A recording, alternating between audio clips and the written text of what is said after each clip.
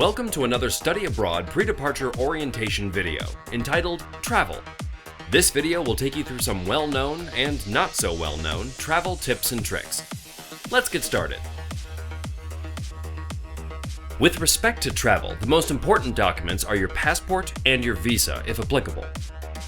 Sign them, guard them, keep them safe. You cannot treat them too carefully.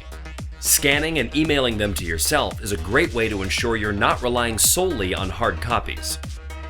That said, all travel documentation is important.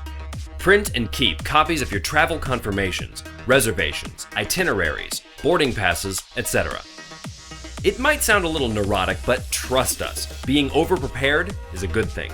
When you make copies of your passport, do not put those copies inside of the original passport. It might seem like the obvious place to store them, but the whole point is to have extra copies in case something happens to the original. A you lose one, you lose them all situation is not ideal. Find a safe place to store them during your travels. We keep a copy of your passport in our offices, but you'll want to leave a copy with a parent or loved one too.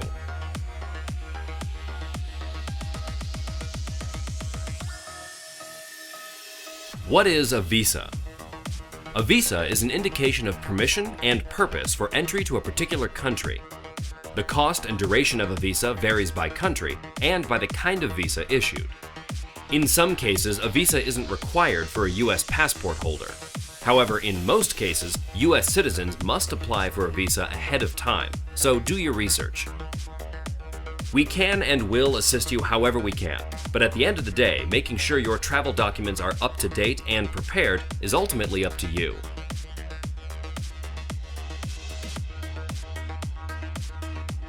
If you are a non-US passport holder, many of the same rules from the previous section apply. However, you'll need to research the applicable rules and regulations within CSUF, on the host country side and on the US side. Work closely with the CSUF Study Abroad office and make sure you have answers to every question.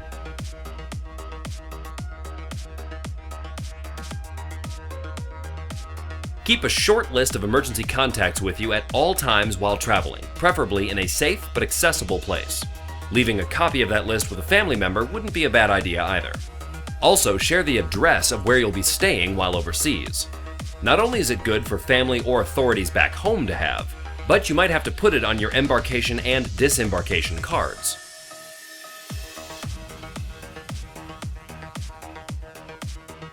Whether or not you've gone through immigration and customs before, do some research on the specific arrival procedures for where you're going.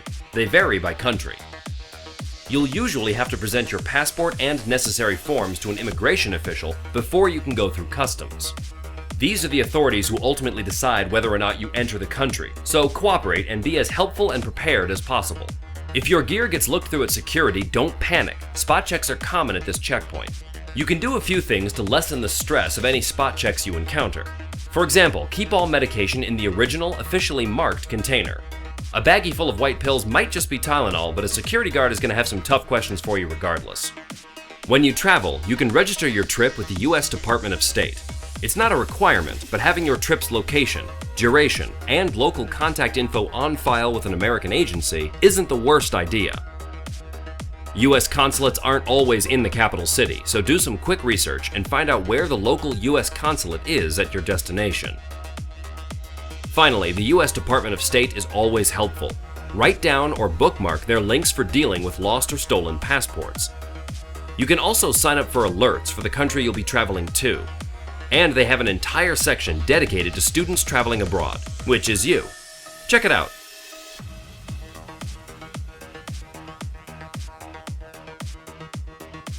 Once you touch down in your host country, you're subject to their laws and restrictions. Ignorance of the law is no excuse for breaking it no matter where you go, so stay informed.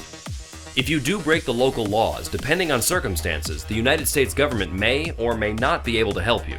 It should go without saying, but as a general rule, it's better to not break any laws. Thanks for watching. In the description below this video, you'll find links to the rest of the videos in this series, as well as links to various sections of this video in case you want to review anything in particular. If you have any questions, please feel free to contact the CSUF Study Abroad office.